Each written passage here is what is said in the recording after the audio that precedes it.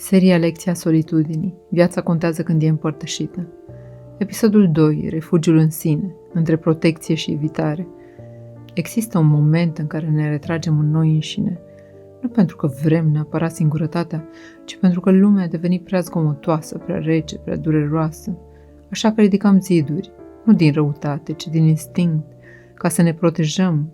Ne spunem că avem nevoie de spațiu, că e mai sigur așa, că nu mai vrem să fim răniți. Și e adevărat, dar nu toată poveste.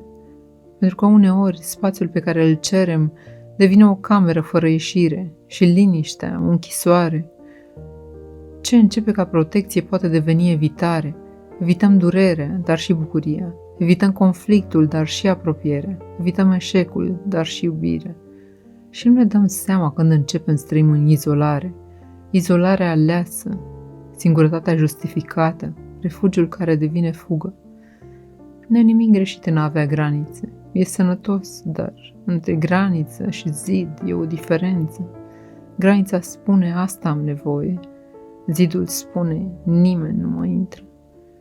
Și poate azi ai vrea să te întrebi, de ce mă apăr cu adevărat? Ce aș pierde dacă aș lăsa o fisură în zid? Cine aș putea deveni dacă n-aș mai fugi de viață? Poate că uneori cea mai mare protecție nu e retragerea, ci curajul de a fi prezent.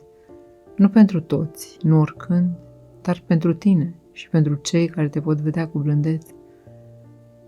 Refugiul e un loc sfânt, doar dacă rămâne deschis către lumină.